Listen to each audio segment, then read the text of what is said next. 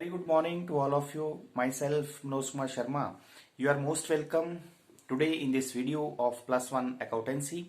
We are discussing depreciation, and in this video, we will discuss when the provision for depreciation account is opened, how the different accounts are maintained. आज की इस video में हम पढ़ेंगे कि जब ह्रास आयोजन खाता बनाया जाता है तो किस तरह से विभिन्न खाते जैसे संपत्ति खाता या ह्रास खाता या ह्रास आयोजन खाता जो है वो बनाया जाता है। पिछले वीडियो में हमने आपको बताया कि ह्रास को रिकॉर्ड करने के दो मेथड होते हैं। First, when the depreciation is charge to asset account, जब ह्रास को संपत्ति खाते में क्रेडिट किया जाता है, और number two, when the provision for depreciation account is open, जब ह्रास को संपत्ति खाते के बजाय ह्रास आयोजन खाता या प्रोविजन फॉर डेप्रिसिएशन अकाउंट में क्रेडिट किया जाता है।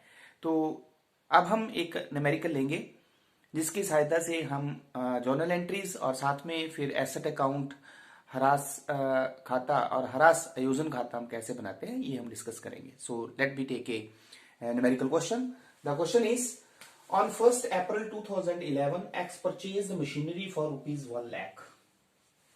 On 1st July 2012, another machinery costing rupees 80,000 was purchased. On 1st July 2013, the machinery purchased on 1st April 2011 was sold for rupees 60,000. Prepare machinery account, depreciation account and provision for depreciation account. If rate of the depreciation is 10% on original cost method, and if the books of accounts are closed on 31st December every year.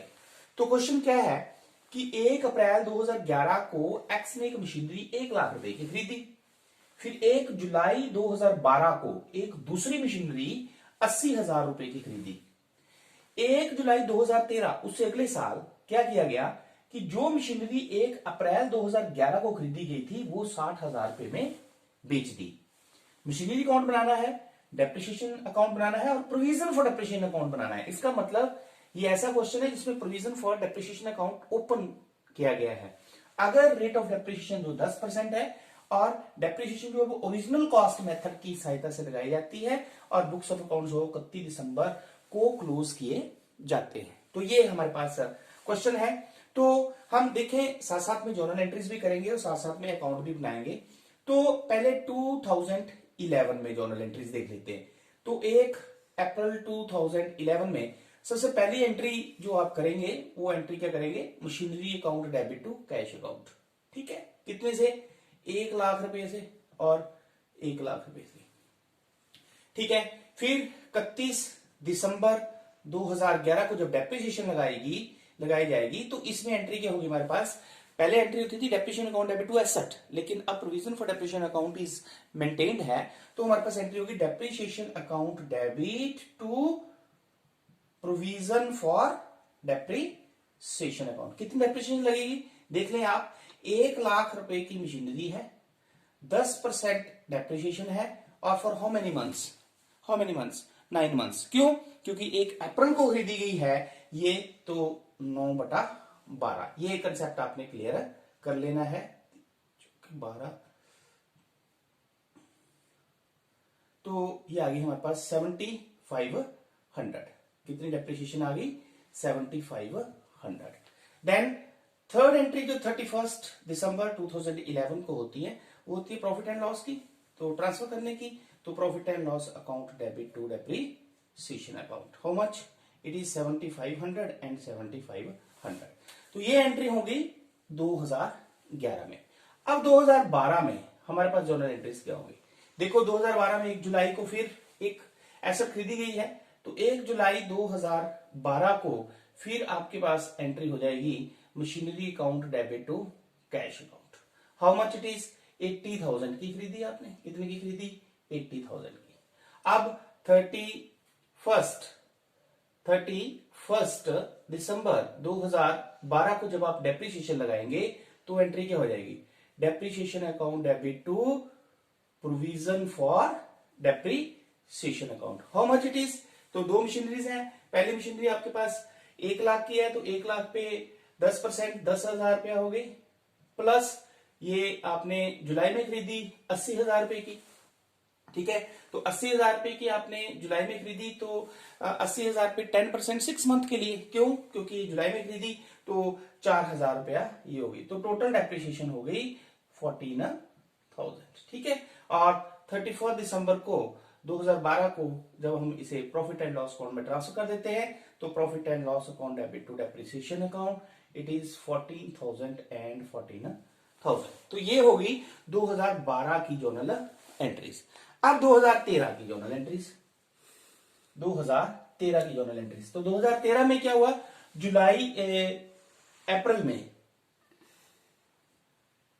अप्रैल में आपने क्या किया, 1 जुलाई 2013 को क्या किया आपने कि जो मशीनरी आपने 1 अप्रैल को खरीदी थी वो आपने बेच दी। कितने में बेची है? ये आपने बेची है 60,000 की, ठीक है। तो सबसे पहले मैंने आपको बताया कि जिस डेट को हम किसी भी संपत्ति को बेचते हैं उस डेट को उसकी वैल्यू निकालते हैं, क्योंकि तभी हम प्रॉफिट या लॉस कैलकुलेट कर सकते हैं। तो हम वर्किंग कैलकुलेशन कर लेते हैं। तो जब आप वर्किंग कैलकुलेशन करेंगे तो लिखेंगे वैल्यू ऑफ मशीनरी ऑन 1 अप्रैल 2011 को आपने खरीदी थी 1 लाख रुपए की, ठीक है। Less depreciation at the rate of 10% for 9 months, तो ये आपके पास आई थी 7,500, ठीक है। तो 92,500 आ गई आपके पास 1 जनवरी 2012 को। फिर 2012 में आपके पास ये पूरा साल यूज हुई, तो उस पे आपके पास जो है वो डेप्रिसिएशन जो लगेगी वो होगी 10,000 रुपया। क्यों? क्योंकि पूरा साल यूज हुई, तो ये आ गई आपके पास 82,500। कितनी डेट को? 1 जनवरी 2013 को, ठीक है। अब 13 में आपने कब बेचा इसको? और जुलाई 13 को बेचा। कब बेचा? जुलाई 13 को। इसका मतलब 6 मंथ आपने फिर इसको यूज किया, तो less depreciation at the rate of 10% for 6 month. तो 6 मंथ की डेप्रिसिएशन हमारे पास आ जाएगी 5,000, ठीक है, क्योंकि हमारे पास फिक्स इंस्टॉलेशन मेथड है। तो ये आ गई आपके पास 1 जुलाई 2013 को वैल्यू 67,500, और इसी डेट को आपने बेची है कितने की? 60,000 की। तो लेस सेल प्राइस आप करेंगे 60,000, तो इसका मतलब 7,500 आपके पास जो है वो लॉस आ गया, ठीक है। अब 2013 में जो जर्नल एंट्रीज आपके पास होनी थी वो क्या होनी थी? जब प्रोविजन फॉर डेप्रिसिएशन अकाउंट हम ओपन करते हैं तो एक एंट्री इसमें बढ़ जाती है। फर्स्ट एंट्री सेल की, तो सेल की एंट्री कब की आपने? सेल 1 जुलाई 2013 को। तो एंट्री हो जाएगी cash account debit to machinery, cash account debit to machinery. कितने की बेची आपने? 60,000, ठीक है।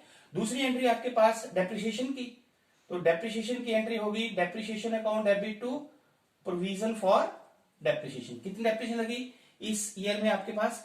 5,000। कितनी लगी? 5,000, ठीक है। थर्ड एंट्री एक और मैंने आपको बताया था कि टोटल जो होगी आपके पास डेप्रिसिएशन, और वो डेप्रिसिएशन की एंट्री होती है हमारे पास provision for depreciation account debit to machinery. और कितने से? टोटल डेप्रिसिएशन, जो मशीनरी हम बेच रहे हैं उस पर total depreciation till sale date, ठीक है। तो आप देख सकते हैं जो हमने बेची है उस पर टोटल डेप्रिसिएशन कितनी लगी? 7500 पहले साल लगी, 10,000 दूसरे साल लगी, और तीसरे साल लगी हमारे पास 5,000। तो कितने हो गए टोटल? 10 और 7 17, 17 और 5 22,500। कितनी डेप्रिसिएशन लगी? 22,500, ठीक है। तो ये एंट्रीज होगी हमारे पास। चौथी एंट्री हमारे पास आ जाएगी प्रॉफिट या लॉस की, तो हमारे पास लॉस हुआ है, तो एंट्री हो जाएगी profit and loss account debit to machinery account, ठीक है। कितना लॉस हुआ? 7,500 एंड 7,500, क्लियर। ये 2013 की एंट्रीज हैं। ये किससे रिलेटेड एंट्रीज हैं? जो मशीनरी हमने बेच दी है, ठीक है। अब इसके बाद हमारे पास जो मशीनरी बच गई उस पे डेप्रिसिएशन जब लगाएंगे, तो उस पे डेप्रिसिएशन जब लगाएंगे तो एंट्री फिर हो जाएगी क्या? Depreciation account debit to provision for depreciation account. तो कौन सी मशीनरी हमारे पास बच गई है? 80,000 रुपए वाली बच गई है। तो 80,000 पर 10% हमारे पास जो आ जाएगी वो कितनी आ जाएगी? 8,000 रुपया, ठीक है। और लास्ट में जब हम डेप्रिसिएशन को ट्रांसफर कर देते हैं तो profit and loss account debit to depreciation. तो आप देख सकते हैं एक ये हमारे पास 5,000 ये हो गई, 8,000 ये हो गई, तो 13,000 एंड 13,000, तो ये भी इसी का पार्ट हमारे पास है। तो ये हमारे पास बेसिकली जर्नल एंट्रीज हैं जो हमने ध्यान में रखनी है जब हम एसेट अकाउंट बनाएंगे या डेप्रिसिएशन अकाउंट बनाएंगे या प्रोविजन फॉर डेप्रिसिएशन अकाउंट बनाएंगे, if the provision for depreciation account is open. तो अब हम एसेट अकाउंट को बनाते हैं। तो देखें आप 2011 में हमारे पास जो है वो जो जर्नल एंट्रीज है, 1 अप्रैल 2011 को machinery account debit to cash account, how much it is 1 lakh. अब हमारे पास 2011 में और कोई जर्नल एंट्रीज नहीं है, तो 31 दिसंबर 2011 को आ जाएगा by balance carry down 1 lakh. Clear. अब ये बैलेंस हमारे पास 1 जनवरी 2012 को आ जाएगा, to balance brought down 1 lakh. अब 2012 में देख सकते हैं आप, हाँ 1 जुलाई को आपने एक और मशीनरी खरीदी है। 1 जुलाई 2012 को टू कैश अकाउंट कितने की खरीदी है, 80,000 रुपए की। ठीक है, और हमारे पास मशीनरी से रिलेटेड कोई एंट्री नहीं है, तो फिर हमारे पास आ गया ये 1,80,000। 31 दिसंबर 2012 को आ जाएगा ये closing balance by balance carry down 1,80,000। अब ये बैलेंस हमारे पास 1 जनवरी 2013 को आ जाएगा, to balance brought down 1,80,000।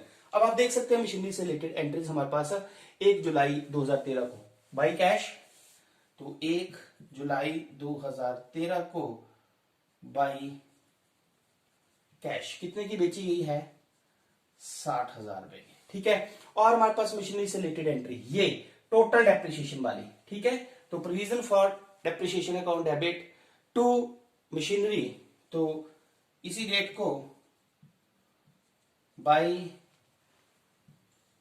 Provision for depreciation, it is the total depreciation 22,500। और तीसरी एंट्री हमारे पास लॉस की, that is loss by profit and loss account, same date को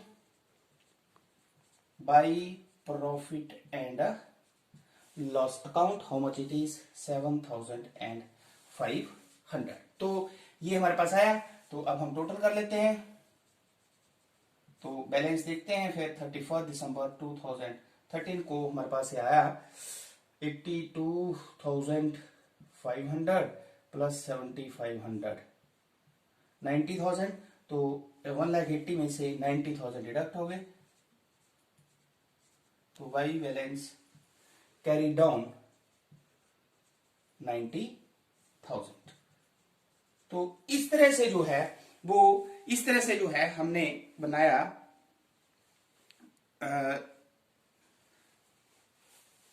17, यहां पे आप 60, सॉरी यहां पे 77,000 है। ओके, इट इज 17,500 है। यहां पे लॉस जो है वो कितना है, 17,500। सो 82,500 माइनस 5,000 जब डिडक्ट करेंगे तो 77,500, 60,000 की बेची गई है मशीनरी, तो 17,500 लॉस आएगा। ठीक है, तो बाई प्रॉफिट एंड लॉस 17,500। तो इसमें अब हमारे पास जो है वो आएगा 80,000। How much balance is there, 80,000। तो इस तरह से हमारे पास जो है ये मशीनरी अकाउंट बना। अब नेक्स्ट है आपके पास डेप्रिसिएशन अकाउंट। तो डेप्रिसिएशन अकाउंट अगर हम बनाएं तो फर्स्ट ईयर 2011 में आप देख सकते हैं to provision for depreciation, 31 December 2011 to provision for depreciation account, how much it is 7,500। और हमारे पास depreciation selected by profit and loss account, तो 31 दिसंबर 2011 by profit and loss account, how much it is 7,500। Both the sides equal, 75 and 75। उसी तरह 2012 में हमारे पास 31 दिसंबर 2012 में हमारे पास आ गया to provision for depreciation, to provision for depreciation, how much it is 14,000। तो प्रॉफिट एंड लॉस अकाउंट में भी ट्रांसफर हुआ 14,000। तो 2012 में by profit and loss account 14,000। ठीक है, अब हमारे पास आ गया 31 दिसंबर 2013 में एंट्री डेप्रिसिएशन से related, to provision for depreciation. पहले आ गया to provision for depreciation, how much it is 5,000। ठीक है, और उसके बाद टू प्रोविजन फॉर डेप्रिसिएशन 8,000। ये जो डेप्रिसिएशन है ये 1 जुलाई को लगी है। कब लगी है ये? 1 जुलाई को। ठीक है, फिर 31 दिसंबर 2013 को to provision for depreciation, it is how much 8,000। कितना है ये? 8,000। तो अगेन 31 दिसंबर 2013 को by profit and loss account, how much it is? It is 13,000 and 13,000।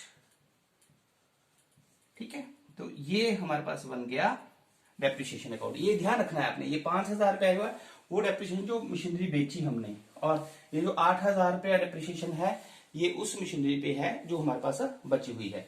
तो ये हमने बनाया डेप्रिसिएशन अकाउंट। इसी तरह अब हमारे पास बनेगा प्रोविजन फॉर डेप्रिसिएशन अकाउंट। तो फर्स्ट 2011 में आप देखें तो by depreciation 31 December 2011 by depreciation, how much it is? देख सकते हैं आप 7,500। ठीक है, we have no more entry. तो ये हमारे पास बन गया 31 दिसंबर 2011 को टू बैलेंस कैरी डाउन, जो कि नेक्स्ट ईयर के लिए हमारे पास 1 जनवरी 2012 के लिए बन गया बाई बैलेंस ब्रॉट डाउन। ठीक है, by balance brought down, how much it is 7,500। अब 2012 में आप देखें तो depreciation account debit to provision for depreciation, तो मीन बाई डेप्रिसिएशन 31 दिसंबर 2012 को आ गया by depreciation account, how much it is 14,000। और हमारे पास एंट्री कोई भी नहीं है, तो ये आ गया हमारे पास 21,500। तो 31 दिसंबर 2012 to balance carry down 21,500 both the. Now next year 1st Jan 2013 by balance brought down it is 21,500। अब आप देखें प्रोविजन फॉर डेप्रिसिएशन 2013 में, तो ये आ गए आपके पास बाई डेप्रिसिएशन 5,000 1 जुलाई 2013 को, by depreciation 5,000। Then provision to machinery 1 जुलाई को